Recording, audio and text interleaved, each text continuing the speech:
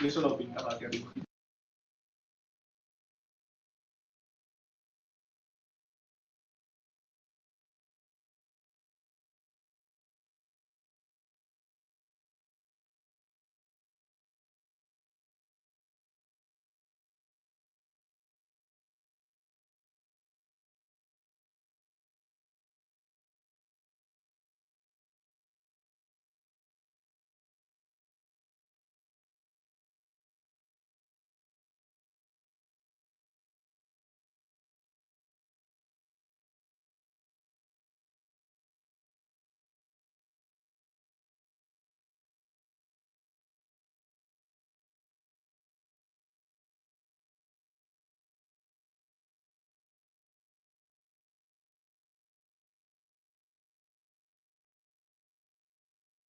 Los aviones no vuelan.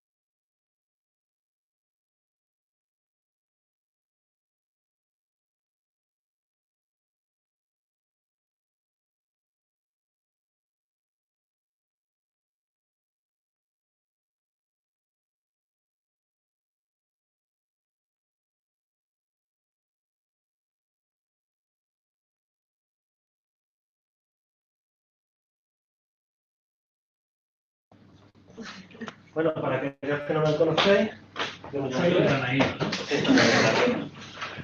Y bueno, como digo, yo me llamo Luis. Y bueno, cuando terminé hace tiempo física, pues hice un máster en desarrollo, que siempre me ha gustado la tecnología, que es una maravilla, de vez en cuando. Y bueno, cuando terminé el máster, bueno, incluso antes de terminar el máster, pues empecé a trabajar aquí. De hecho, el viernes que viene, pues 2 años que llevo trabajando aquí. Y bueno, empecé como becario, por lo tanto soy parte responsable del intranet, o culpable. Y bueno, cuando terminé... Tenemos que ir en media hora, ya soy sentado todos. Por cierto, va a cumplir 2 años.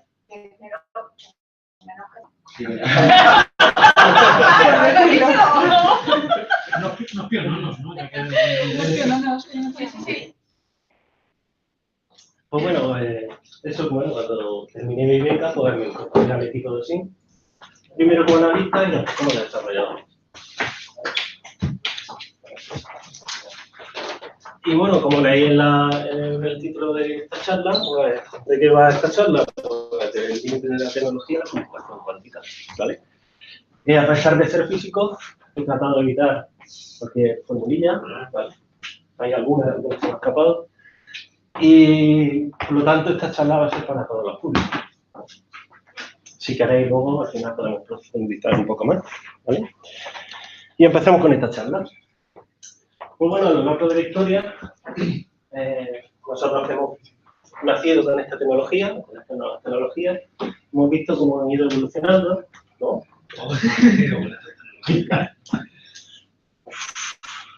Los que estamos aquí, yo creo que sí. En Estados Unidos. Y bueno, como digo, pues hemos visto por lo menos cómo evoluciona, cómo está evolucionando. Y observamos que cada vez pues, tenemos equipos más potentes, más eficientes energéticamente. ¿Y por qué es debido a esto? Bueno, evidentemente por la investigación, pero además la sociedad demanda cada vez más tecnología. De hecho, no solo la sociedad, sino empresas como esta, que por ejemplo aquellos que trabajáis con Big Data, pues la gente que trabaja con Big Data, pues maneja una cantidad enorme de datos que tiene que analizar y además analizar en un tiempo razonable. De hecho, a veces incluso en tiempo real. ¿Vale? Y por lo tanto, se exige, ¿vale?, en estos aparatos. Bueno, uno puede llegar a pensar, a plantearse esta pregunta, y es que la tecnología de hoy día tiene un límite. ¿Vosotros qué creéis? ¿Existe algún límite en la tecnología? ¿O siempre tendremos dispositivos cada vez más rápidos? Hay un límite, ¿no? Eso de pequeño y llegas a un punto más pequeño, atómico, ¿no? El señor dice que no, es que no. A lo mejor no tendremos que utilizar cosas pequeñas. Puede surgir algo dentro de X años que no tenga que ser algo así. Algo físico. Claro, Claro, que haya un cambio ahí de Cuántico, ¿no? dentro de lo digital. Por ahí van las citas. Vale, pues ha sido gratuito. Gracias, Manolo.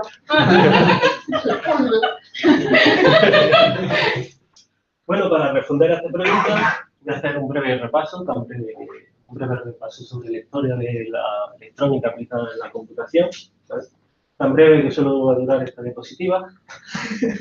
Y bueno, como algunos de aquí sabréis, pues los primeros ordenadores o computadoras empezaron a fabricarse a principios del siglo pasado, ¿vale? Estas supercomputadoras, y digo super porque eran inmensas, ¿vale?, ocupaban una planta entera de un edificio. Tenía como componente principal esta especie de bombilla, ¿vale?, que se llama válvula de vacío, que permitía que estos ordenadores fueran programables, ¿vale? Y, como digo, estos superordenadores, eran gigantescos y además eran muy sensibles. De hecho, no sé si conocéis de dónde viene la palabra bug. Sí, que se metió un nicho Se en el esperaba. ordenador y lo jodió. Ostras.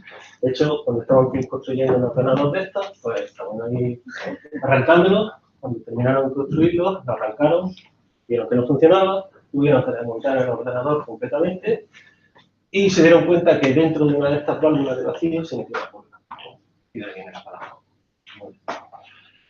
Y bueno, esta tecnología fue evolucionando hasta mediados del siglo pasado y hasta la entrada de este nuevo dispositivo que iba a sustituir a la válvula de vacío y ese dispositivo nuevo es el transistor. ¿Vale? Este nuevo dispositivo, pues, lo mantenemos hoy en día, nuestra tecnología. ¿Vale? De hecho, aquí tenéis una oblea de silicio, donde cada cuadradito de estos, pues, tendrá unos cuantos millones de transistores. No sé si conocéis cómo funciona el proceso de fabricación de esta oblea. Bueno, yo lo explico. Se coge un bloque de silicio puro, previamente tratado, se coge, se corta en plano, lo veis aquí, muy fino. Una vez cortado, se dibuja el circuito que queremos implementar con un láser, especialmente de femtosegundos, es decir, su rayo de luz es muy pequeño, casi puntual, y se dibuja el circuito sobre esta oblea de silicio.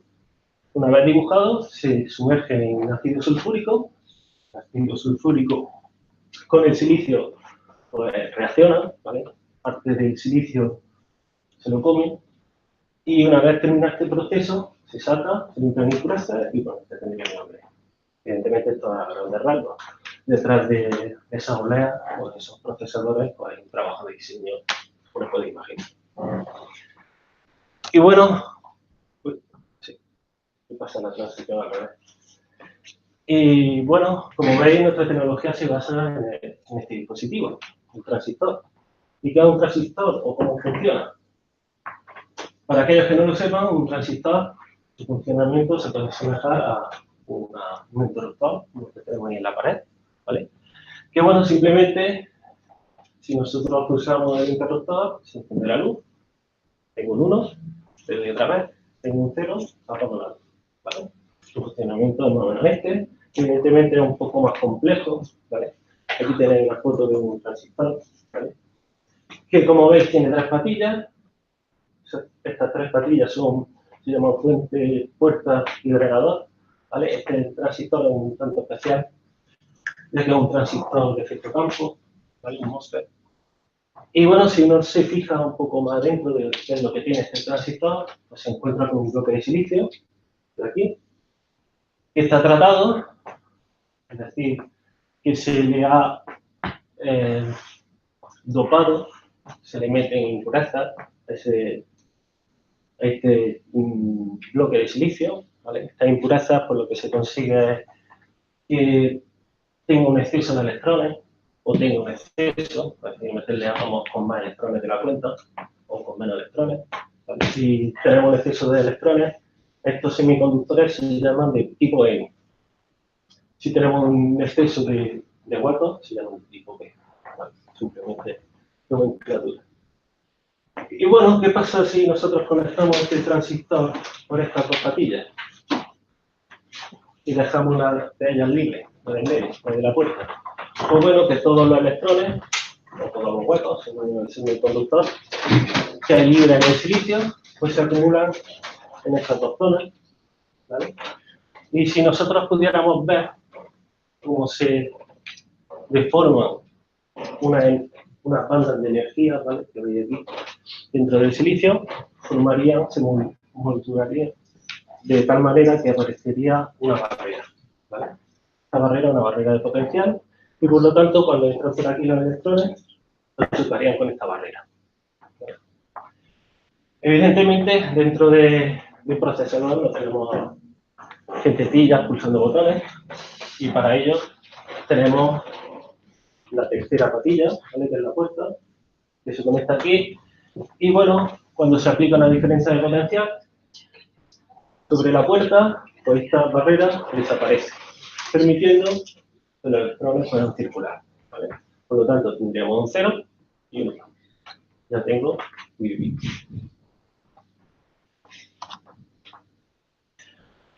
Y bueno, ¿qué tiene que ver esto con la tecnología, con la evolución de la tecnología? Pues bueno, existe una relación entre el número de transistores que tiene un procesador, ¿vale?, con su velocidad, su potencia, como veis, llamarlo, ¿vale? De hecho, un tal Gordon Moore se atrevió a predecir cómo iba a ser la evolución de la tecnología a lo largo del tiempo, ¿vale? Aquí tenéis la línea teórica. En realidad esto es una escala logarítmica, ¿vale? Y esta teoría, en principio, lo que proponía en un principio es que el número de transistores se iba a duplicar cada año. Bueno, luego se reformuló, se dijo que era cada 2 años, ¿vale? Luego se hablaba, en vez de densidad de transistores, se hablaba del número de transistores, concretamente. Pero bueno, si uno se fija en los años 80, 90 y principios de los 2000, pues esta teoría se ha ido cumpliendo bastante bien. En efecto, a partir del principio del año 2000,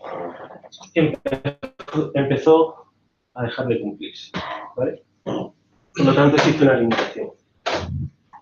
¿Y qué hicieron para solucionar esto? Pues bueno, cogieron un procesador, en otro procesador y lo juntaron, ¿vale? Y por lo tanto, tendríamos la tecnología seguiría evolucionando, ¿vale? Años más tarde, pues volvieron a hacer lo mismo, porque parece que la tecnología se quedaba estancada, volvieron a juntar otros dos y ya tenemos un quad-core. Hasta el día de hoy, que bueno, AMD creo que ha presentado este año un procesador de hasta 64 núcleos, ¿vale? Y esto que parecía que iba a funcionar, ¿vale? Paralelismo, vosotros pensáis, por ejemplo, que yo tengo un conjunto de instrucciones y quiero ejecutarlas, si tengo 2 procesadores, pues tengo un conjunto de instrucciones, pues las parto por la mitad y por aquí pasan una y por aquí otra. Por lo tanto, digamos que podría ser más rápido. Esto en la práctica no fue así, ¿vale? Hay ciertas limitaciones, ¿vale? Y, de hecho, también hay otras limitaciones en el tamaño, ¿vale? Yo no puedo hacer un microprocesador todo lo grande que pueda. De hecho, bueno, aquí tenéis una imagen, como van aumentando el tamaño de los procesadores. Y existe otra limitación muy importante y es el consumo energético. Y es que a medida que aumenta el número de procesadores, aumenta el consumo exponencialmente.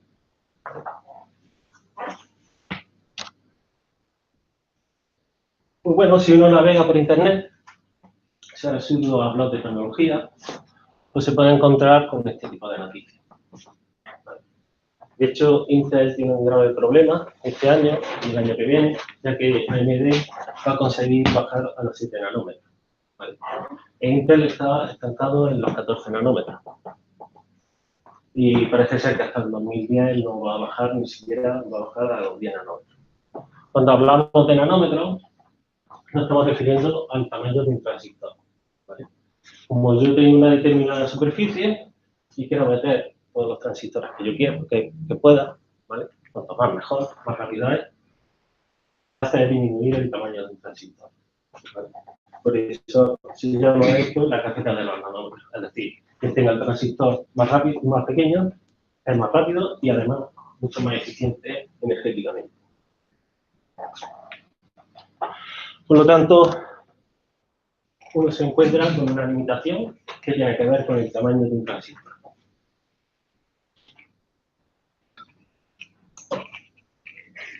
Y bueno, a medida que hacemos un transistor más pequeño, si recordáis la imagen de un transistor, ¿vale? Y esta especie de barrera energética, pues bueno, cuando hacemos el transistor más pequeño, esta barrera cada vez se hace más fina. Y bueno, cuando empezamos a hacer las cosas más pequeñas, empiezan a aparecer cosas raras, ¿vale? Estas cosas raras son efectos cuánticos, ¿vale? Y es un efecto con el que nos hemos chocado, el llamado efecto túnel, ¿vale? Este efecto, para explicarlo, voy a suponer que yo tengo aquí esta pared, al otro lado tengo otra habitación que también está vacía, y si yo voy corriendo hacia esta pared, Y esta pared es lo suficientemente fina, puedo llegar a atravesarla, pero no echarla abajo. Es decir, que voy por aquí corriendo y de repente llego hasta aquí y aparezco en el otro lado. ¿Vale? Esto es debido a que una partícula no es una partícula, es una onda. ¿Vale? Bueno, aquí tenéis la ecuación de Rödinger, tan bonita ella. Y de hecho yo os comentaba al principio que a mí me gustaba hacer, cuando estaba estudiando, aplicaciones, como si me sigue gustando desarrollar. Y hice una simulación para Android, ¿vale? Que simula el choque de un electrón, de una onda, con una barrera de potencial. ¿Vale? Esta aplicación lo que mide, no lo veis, pero aquí aparecen los números, mide la probabilidad que este electrón pueda atravesar esta barrera. En este caso, la barrera es lo suficientemente ancha y el electrón no puede pasar. ¿Vale? Pero si yo disminuyo el tamaño de la barrera,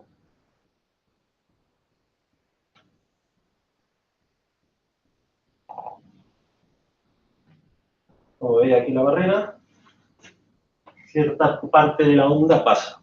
Eso quiere decir que el electrón puede atravesar esa barrera. Existe una probabilidad de que pase el electrón.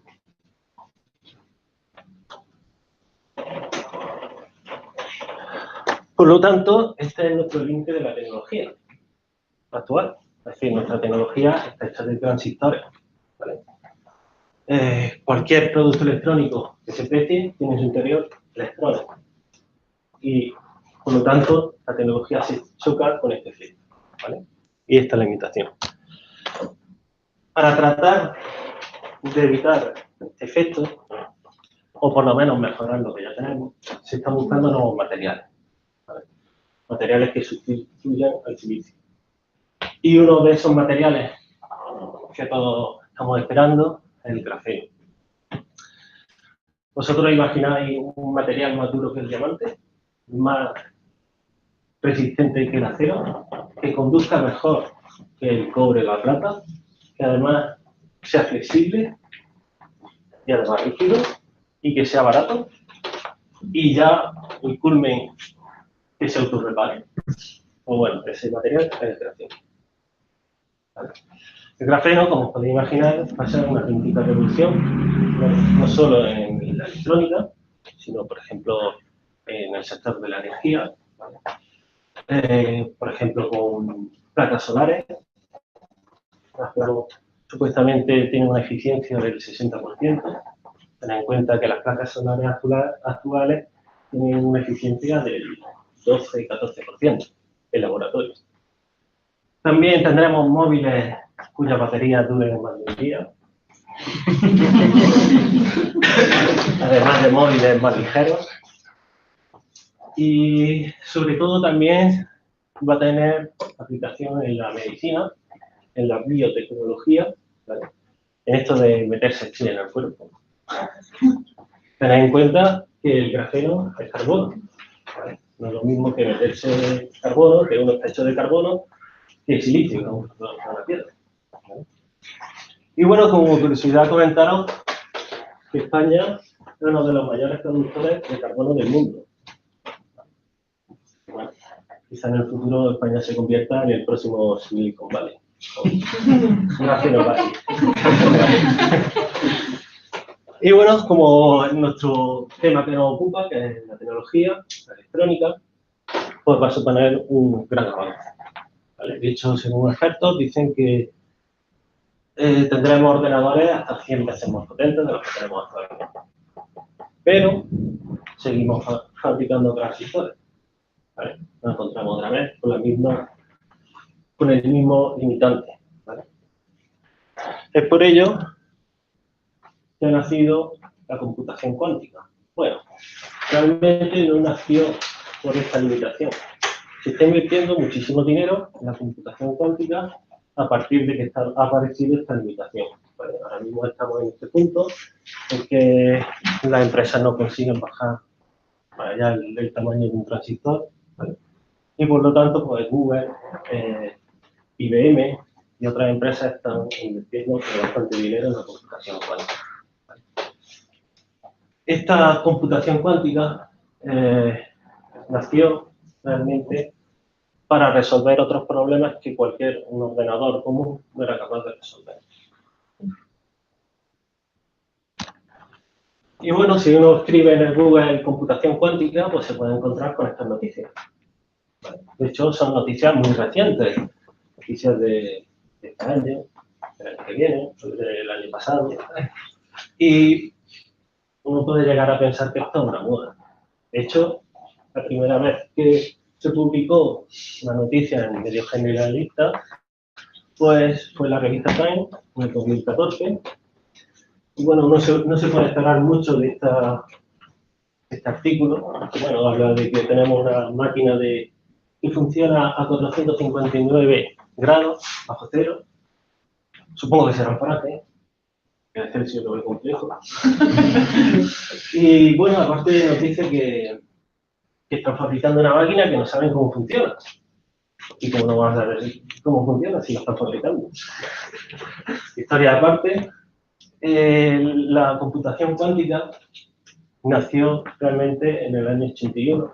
Pues, ¿y quién fue el primero en hablar de la computación cuántica? Pues bueno, un físico llamado Richard Feynman, no sé si le sonará, Big Bang Theory, la furgoneta de... Y bueno, este señor estaba en su despacho, haciendo sus cuentas, y llegaron unos compañeros suyos, que también eran físicos, que estaban haciendo un modelo de materiales, de un nuevo material, con solo 5 átomos, ¿vale? Estaban simulando sus simulaciones, y fueron a contarle que habían puesto el ordenador de la universidad, un pedazo de ordenador, y no les daban ningún resultado, ni esperaban que les diera un resultado en un tiempo, a lo mejor en 100 años. Y bueno, este señor, este personaje, les dijo, bueno, es que vuestro ordenador, vosotros pretendéis resolver un problema de mecánica cuántica en un ordenador que funciona con física clásica. Y para resolver un problema de mecánica cuántica necesitáis un ordenador basado en la mecánica cuántica. Bueno, esta anécdota no solo se quedó ahí, ¿vale? Años posteriores, este mismo señor y su sucesor siguieron aportando, escribiendo artículos de investigación y de hecho, bueno, hoy día la computación cuántica se sienta en estos principios que postularon. ¿Vale? Y bueno, ¿cómo funciona el ordenador cuántico? Pues antes de ello os tengo que explicar una cosa, ¿vale? Sobre esto, ¿vale? Sobre física. La física cuántica no es que sea compleja, ¿vale? Aparte de lo que nos diga este señor, ¿vale? No es compleja. O sea que no estamos acostumbrados a convivir con ella. Evidentemente, cuando uno tropieza y se cae, no duda de la gravedad. Pero claro, esta física cuántica aparece a nivel microscópico. Nosotros no convivimos con ella. Supongo que algunos conoceréis la paradoja del gato de Schrödinger, ¿vale? Que esta paradoja trata de explicar un principio, que es el principio de superposición cuántica. Yo no lo voy a explicar con el gato de Schrödinger, yo si queréis luego lo explico, ¿vale? Porque es muy revisado, yo prefiero explicarlo de otra manera, ¿vale? Y para ello vamos a hacer un ejercicio, un experimento imaginario, después de que le estaban a Albert Einstein, que no pisaba un laboratorio en que le picaran. Y bueno, vamos a suponer que estamos en esta habitación, lo que sí vamos a suponer es que nadie puede escapar de aquí, ¿vale? Las paredes son lo suficientemente gruesas para que no pase nada raro. Yo voy a ser el observador, ¿vale? El que mira. Y vamos a coger a Paula, por ejemplo, y la vamos a disparar. Gracias. Vamos a hacer muy pequeña hasta que alcance el tamaño de un electrón, ¿vale? Por lo tanto, ella se regirá por las leyes de la mecánica cuántica. Bien, pues este principio me dice que si yo, que soy el observador, que salgo de la habitación, cierro los ojos, pues este principio me dice que Paula puede estar aquí, puede estar ahí, puede estar ahí, puede estar en cualquier punto de esta habitación. De hecho, no es que pueda estar ahí, sino que puede estar en todos los sitios a la vez, ¿vale? Y no es solo cuando yo entre por la puerta y mida su posición, cuando quedan establecidas sus propiedades, su posición. Un poco raro, ¿vale? Pero bueno, más o menos se entiende. Y bueno, a pesar de que a los filósofos les guste mucho la mecánica cuántica, un físico pretende hacer ciencia, ¿vale? O sea que la mecánica cuántica está más que demostrada. Y este principio también. De hecho, este principio pues, proviene o consecuencia de que las partículas son ondas, ¿vale? Ondas de probabilidad. Entendido este principio, os voy a explicar cómo funciona un ordenador cuántico. Un ordenador cuántico, al igual que, o parecido, un ordenador clásico, tiene un procesador, ¿vale? Que dentro de este procesador, pues, si antes teníamos transistores, ahora lo que tenemos son átomos. Nosotros cogemos un átomo, lo suspendemos en un campo magnético, este átomo que está vibrando, pues lo enfriamos con láser, ¿vale? Enfriamiento por láser, básicamente, si está vibrando de una cierta manera, pues se le choca por el lado que está vibrando y se baja su movimiento, su temperatura, ¿vale? De hecho, dentro de un ordenador cuántico, no existe en el universo ningún sitio más frío que dentro de un ordenador cuántico, ¿vale? Está rozando los milikelvin, es decir, 0,001 Kelvin, ¿vale? Casi cero, absoluto. Y bueno, si antes teníamos 0 y 1, estos 0 y 1 eran mediciones de la corriente, ¿vale? Si conducía o no conducía el transistor. Ahora lo que vamos a hacer, en vez de medir corriente, vamos a medir el spin de una partícula. El spin, por así decirlo, es el campo magnético de una partícula, ¿vale? Un campo magnético tiene un polo norte y tiene un polo sur, ¿vale? Y por lo tanto, yo voy a establecer un criterio de signo y voy a decir que si el polo norte apunta hacia arriba, tengo un 0, si apunta hacia abajo, tengo un 1, ¿vale? Tendría dos estados.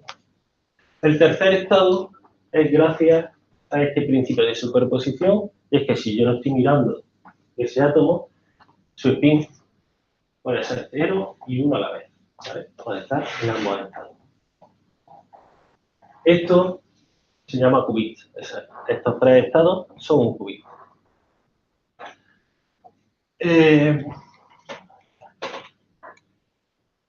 Si antes teníamos puertas lógicas, que todos conocemos, ahora tenemos otras puertas lógicas, ¿vale? Tenemos puertas lógicas cuánticas. Y bueno, iba a poner una aquí en la diapositiva, pero es que ni siquiera me he entrado, ¿vale? Así que tampoco merecía la pena. Bueno, aquí en esta imagen tenéis uno de los primeros procesadores cuánticos, que lo fabricó, lo hicieron en la Universidad de Bristol. Y también comentaros que esto no es un proceso de fabricación estándar. Este es el modelo más básico, que mide el spin de un átomo, de átomos pesados. Pero también hay otros modelos que funcionan con supercorrientes, un superconductor. Vale, yo cojo un superconductor, le pongo una corriente, estas corrientes son circulares, ¿vale? Emite un campo magnético, igual que aquí, ¿vale? Funciona más o menos igual. Básicamente el funcionamiento es el mismo, medir campo magnético. Y jugar con este principio de superposición cuántica. También he puesto aquí que un ordenador cuántico puede hacer varias cosas a la vez. Una descripción un poco vaga que la voy a explicar a continuación, con el siguiente ejemplo. Yo tengo una contraseña, quiero descifrar una contraseña y todos estos números son todas las posibles contraseñas que puedo introducir, ¿vale? Una de ellas será la correcta. Pues un ordenador clásico, ¿qué hace para intentar descifrar esta contraseña? Pues coge el primer número, lo mete aquí, comprueba si es verdad o no. Coge el siguiente, lo mira otra vez, si no, pues continúa así sucesivamente hasta que encuentra la contraseña correcta, ¿vale? Un ordenador cuántico, ¿qué hace? Pues coge todos estos estados, que al final son estados, ¿vale? y los coge y los mete dentro del qubit. Por lo tanto, todos estos estados pueden estar en un único estado y los coge y los mete dentro de un ordenador y ejecuta a ver si la contraseña es correcta. Evidentemente, el ordenador cuántico te dirá que sí es correcta, pero además es incorrecta. Bueno. Lo que se hace es aplicar un algoritmo, ¿vale? El algoritmo de encriptado, que si queréis luego lo explico. Y bueno, lo que hace básicamente es filtrar de todas las contraseñas, pues filtra cuál es la correcta, ¿vale?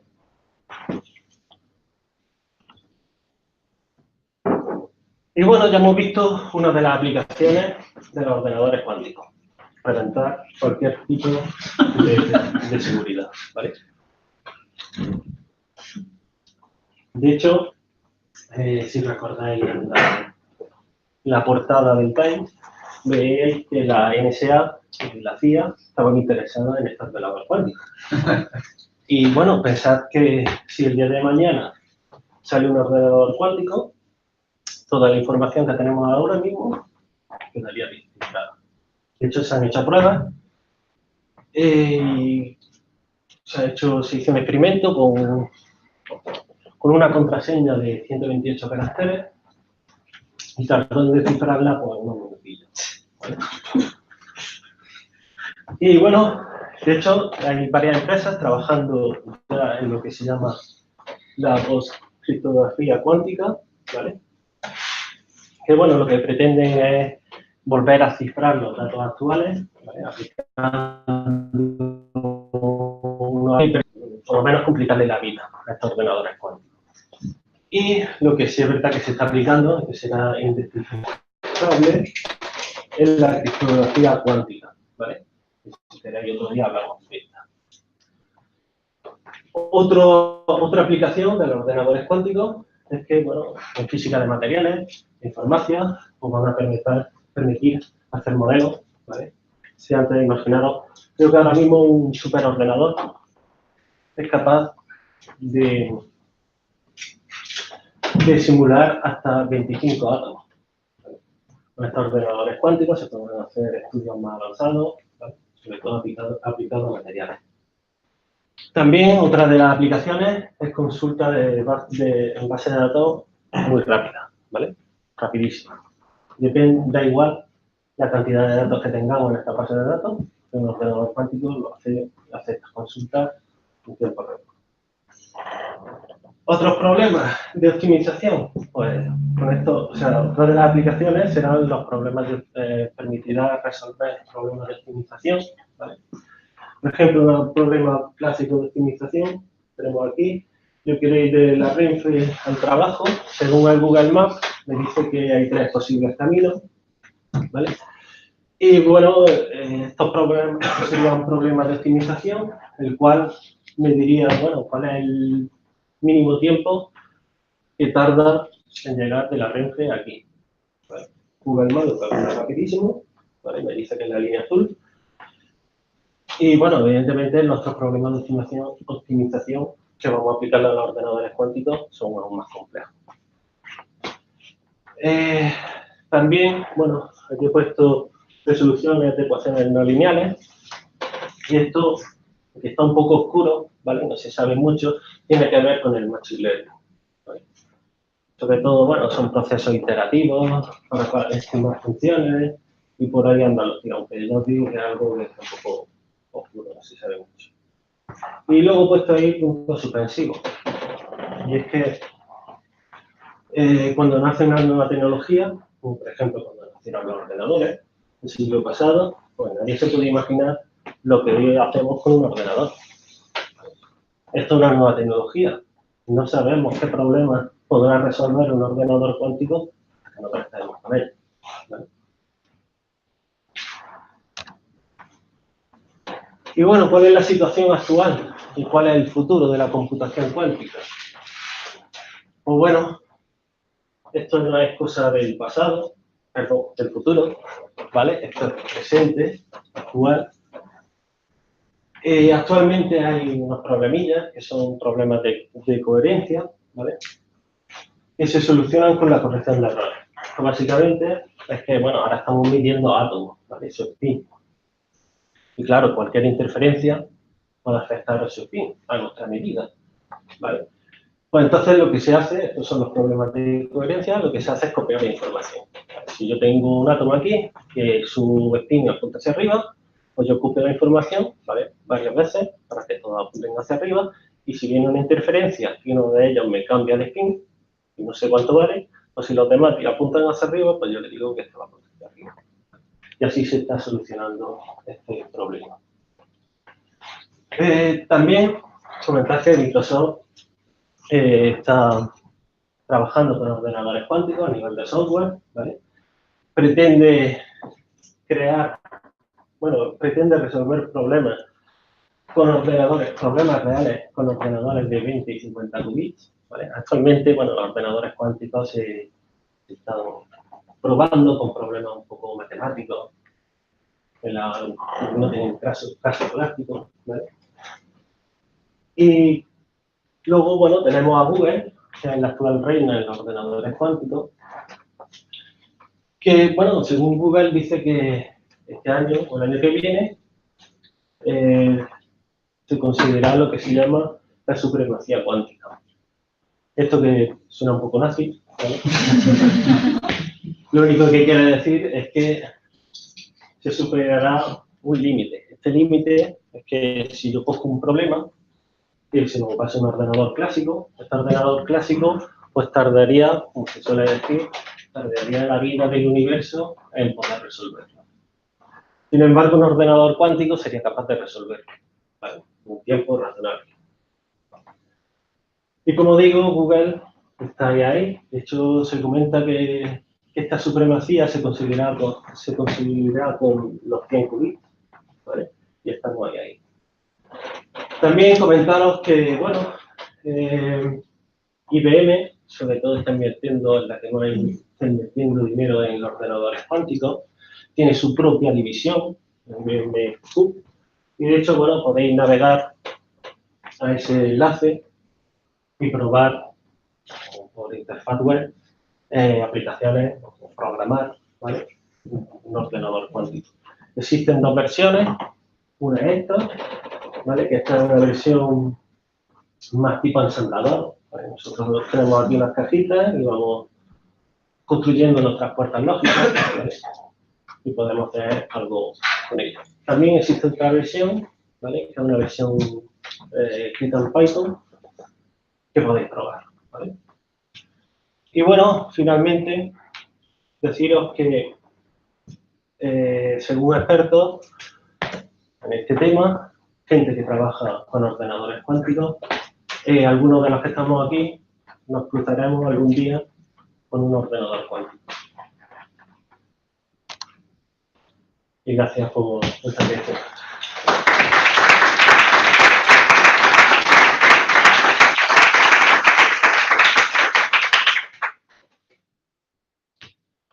¿No tenía alguna duda?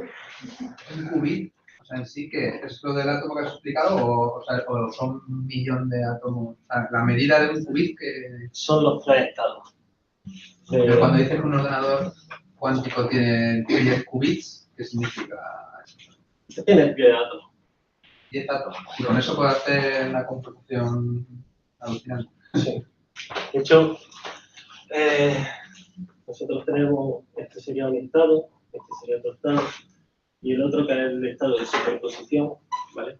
Aunque yo considere, pueda intuir que son tres estados, yo voy a aquí tres estados, en realidad son más estados, ¿vale? Aquí puedo meter un 0, un 1, y aquí un 0 y un 1 a la vez, ¿vale? Pero son muchos más estados, ¿vale? Porque esto se puede complicar en más estados. Además, si yo tengo dos átomos, ¿vale? Estos dos átomos están en ese principio de superposición. Además, esto de aquí es un nuevo estado, ¿vale? Que son muchos más estados, es una composición de muchos estados, ¿vale? O sea que no podría llegar a pensar, oye, pues que es un poquito más rápido que un ordenador convencional, porque tengo un 0 y un 1, ¿vale? Pero en realidad son muchos más estados. Lo más importante de los ordenadores cuánticos es, sobre todo, creo yo, que es que puede hacer cosas diferentes a lo que estamos haciendo actualmente.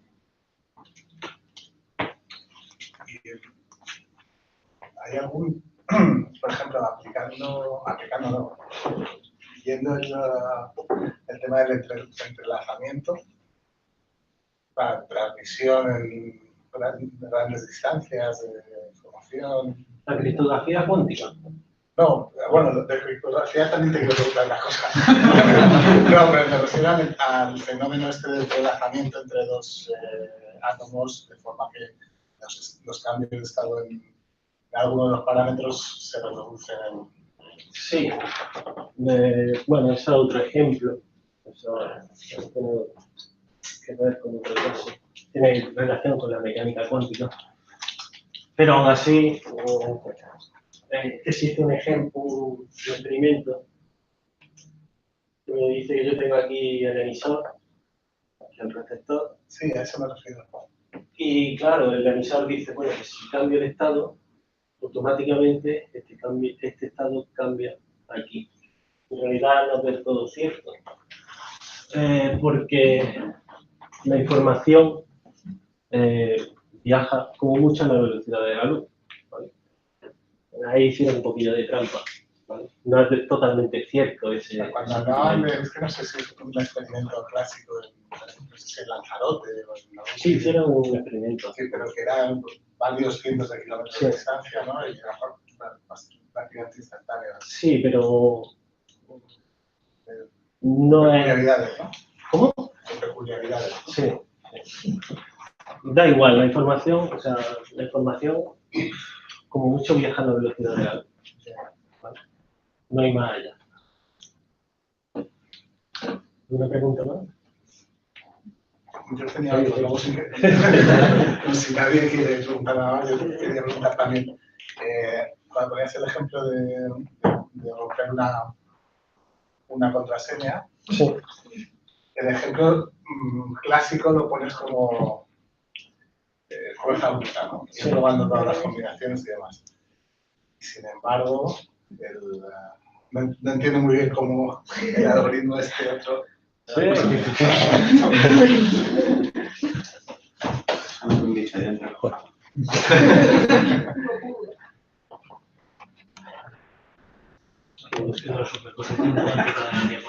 ¿Cómo lo hace? Aquí, cuando hablamos de este tipo de algoritmos, por ejemplo, a la hora de enfrentarnos a problemas como tú decías, de romper cifrados fuertes y demás, como por ejemplo romper con factorización de primos, encontrar las claves privadas y demás. Esto se orienta de una forma también fuerza bruta, o al ser una forma especial de computar hace otras cosas distintas. ¿Sabes cómo? Es que no sé si me En explico. realidad lo hace también por fuerza bruta. Bueno, el problema es que lo hace de manera diferente. Eso es, ¿no? Por ejemplo, en este ejemplo, si yo utilizo un ordenador de 4 qubits, 4 átomos, ¿vale? Yo tengo ahí todos mis posibles estados. Yo puedo coger y meter en cada uno de estos átomos, puedo meter el 1 y el 0 a la vez. El 1 y el 0 a la vez. Por lo tanto, tengo representado todos los posibles, las posibles contraseñas, por ejemplo. Esto matemáticamente se expresa, todo este estado lo puedo representar como el primer estado, el siguiente estado,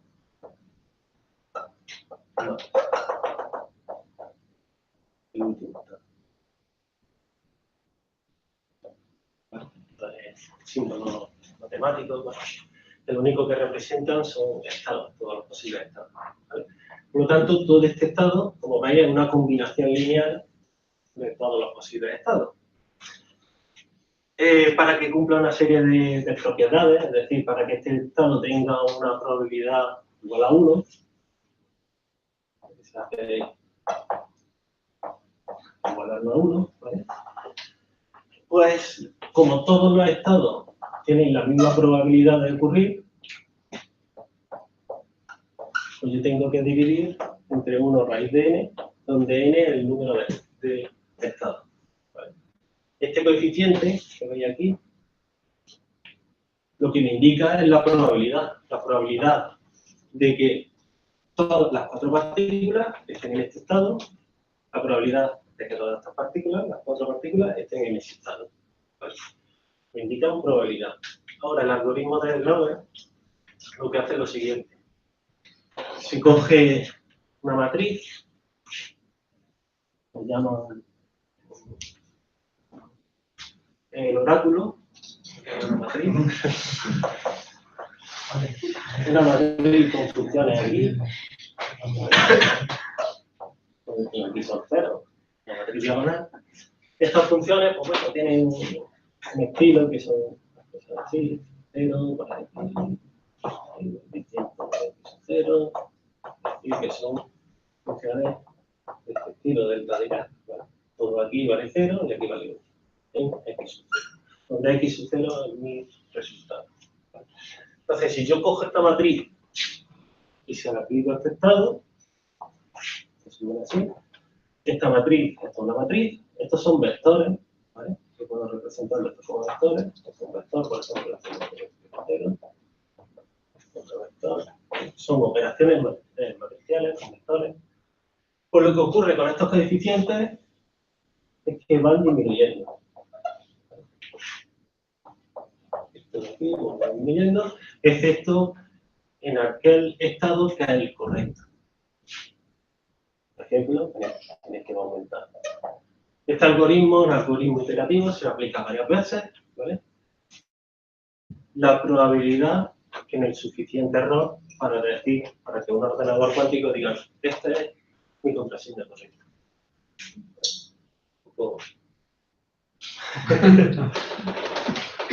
Esto es el problema, que uno se mete en materia y dice... Eso por preguntar. ¿Alguna duda más? ¿Ha quedado claro, Nacho?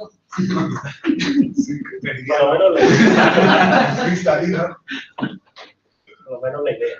Sí, claro. Otra pregunta, y se ejecuta de forma iterativa, no se ejecuta en paralelo en ningún momento que tengas...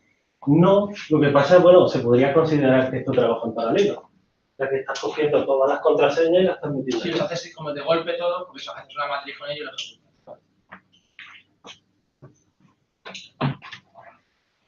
¿Alguna duda? ¿Hasta qué punto está desarrollada o se aplica la criptografía actualmente? Pues creo que se estaba construyendo el primer enlace entre Barcelona y Zurich. Ya está poniéndose en práctica.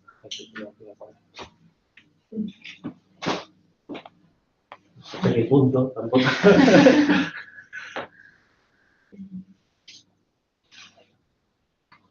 Otra pregunta.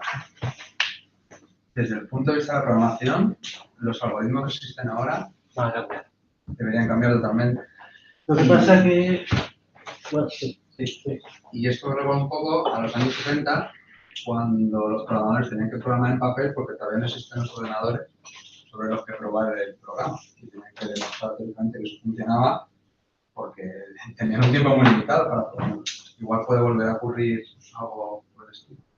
Bueno, ya podéis programar, ¿vale? De hecho, podéis programar en Python. Lo que pasa es que sí es verdad que va a cambiar, no mucho, no vais a necesitar saber mucha de física cuántica, porque de hecho hay empresas encargadas en aplicar una capa de abstracción, ¿vale? Y aunque sí, un poquito sí vais a tener que saber. Pero bueno, son operaciones matriciales, tampoco son muy complejas. No sé qué nos salió de ahí. Creo que no, es muy sencillo. Vamos a ir todos a hablar antes de preguntar. ¿Algo más? ¿Alguna pregunta? ¿Para cuándo? ¿Cuándo quedas tu trabajo? Bueno, yo qué sé, no sé si los expertos dicen que sea, a nivel profesional os vais a cruzar con un ordenador cuántico. ¿Vale? No sé si a nivel de usuario tendremos móviles cuánticos, quién sabe. Pero esto nunca se sabe. Te puedo decir 50 años, te puedo decir 100 o te puedo decir 10. ¿Vale? Por ejemplo, si el día de mañana hay una guerra, pues sabemos que si hay una guerra evoluciona muchísimo la tecnología.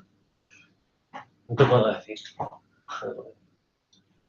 Pero bueno, IBM ya está vendiendo ordenadores cuánticos.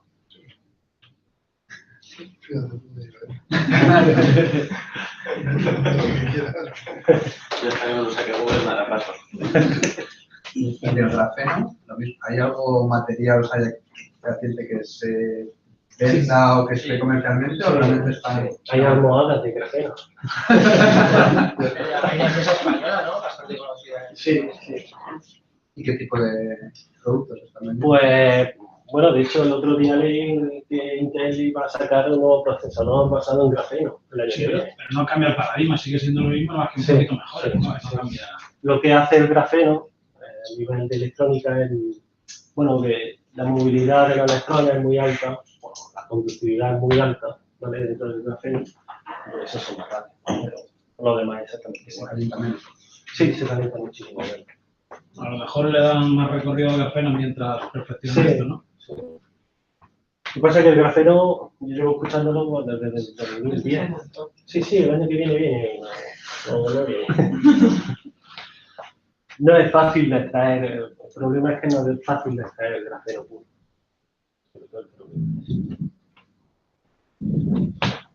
O sea, que no ves el grafeno en Valley aquí en España, ¿no? Eso es complicado. Ojalá.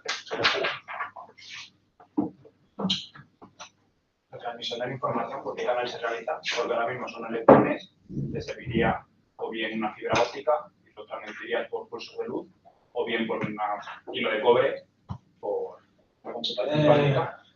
Lo que hace es medir el campo magnético. Un campo magnético mide su spin. Lo que está midiendo es el spin. ¿Y qué alcance tiene el spin?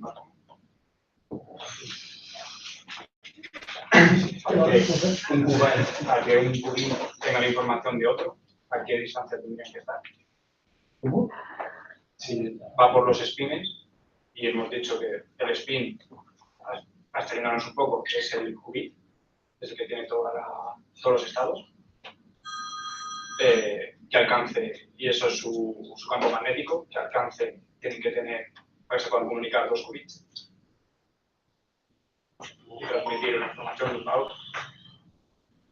No sabría decirte, pero. O sea, la idea no es que el alcance, es que yo mido sobre a esa partícula, mido su spin. No es el alcance, es decir. Estás observando. Claro. Es decir, yo puedo observar me meto un campo magnético a esa partícula y esa partícula pues, se comporta de una manera y entonces obtengo, o digo, que su spin apunta hacia un lado. O sea, que sigue siendo electrónica. Sí. Bueno. Se puede decir que todo es electrónica. Pero en un transistor lo que tienes son acumulaciones de electrones en un sitio o en otro. Sí. Y es el paso de esa onda del electrón que lleva de un sitio a otro. Pero Sí. aquí en Aquí lo único, cuando es un átomo tienes el núcleo, tienes sus electrones, tienes sus cosas. Al final, la comunicación se pasa a través de electrones también. Sí, bueno, y eso lo marca en el spin del átomo. Sí, una vez medido el spin, pues ya he dicho que un ordenador cuántico se parece mucho a un ordenador clásico. Vale. Evidentemente por dentro no. Pero claro, yo mido el spin y esa información pues, la transmito eléctricamente. Digo, esta partícula, pues el spin apunta hacia arriba o hacia abajo. Las limitaciones de transferencia de copiar un dato, copiar cualquier cosa, sigue estando en el electrón. Sí, pero ahí yo no veo ningún problema. El mayor problema es interferencia, ¿vale? Porque, sobre todo, un átomo, o sea, yo puedo medir durante un cierto tiempo. De hecho, ahora mismo se está midiendo en torno, o sea, tiene una vida media en el cual yo puedo medir. Ese es el mayor problema, ¿vale? Lo de copiar información, una vez copiado no hay problema. Y una vez medido, no hay problema. ¿Qué quiere decir que tiene una vida media de la medición? Pues que, por así decirlo, el átomo es inestable, su spin es inestable, ¿vale? Yo lo puedo conocer en un intervalo de tiempo, pero a partir de ese intervalo pues, ya cambia mi medida. Por interferencia o por lo que sea. Por un principio de incertidumbre. El principio de incertidumbre de Hesse. ¿De qué elemento suelen ser esos átomos? Pues son átomos pesados. No sabría decirte, no me acuerdo, pero son átomos pesados, oro. Algo baratito, sí, Pancho.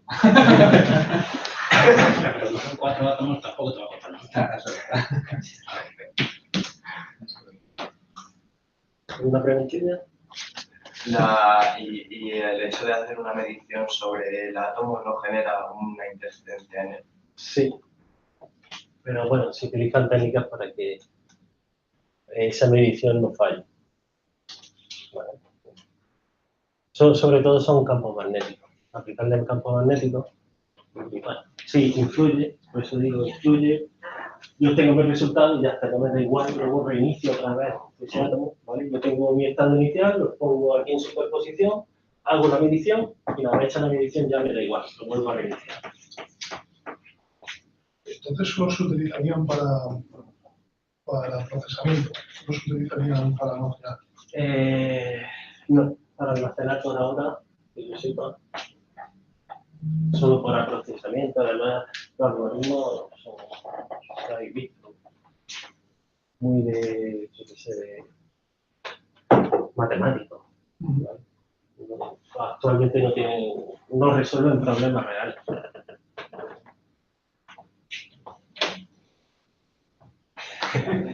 ¿Habría algún número mínimo de spins que debe tener el átomo para que sea óptimo? Por ejemplo, el hidrógeno tiene un solo spin, el carbono, que son 6 electrones, si no recuerdo mal, serían 2 spins. ¿Cuántos?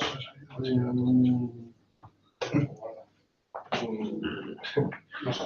No está estudiado. Hay partículas, o sea, el carbono, por ejemplo, es la composición de varias partículas. En realidad, quien tiene el spin es una partícula sola. El protón tiene un spin medio. Si yo cojo muchos protones, pues genero un spin total. En realidad, nosotros estamos cogiendo por ahora partículas con spin semientero, es decir, que puedan estar en 1 o en 0. ¿Vale? Existen partículas con muchos más estados, podríamos utilizar otras si quisiéramos, ¿vale? Pero no son por utilizar otras moléculas, sino por utilizar otras partículas. Entonces, por ejemplo, un muón, podemos utilizar un muón que tiene spin en medio, ¿vale? Tendríamos pues, en medio, tendríamos 5 estados.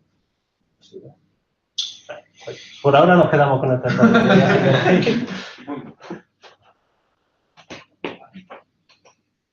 ¿Algo más?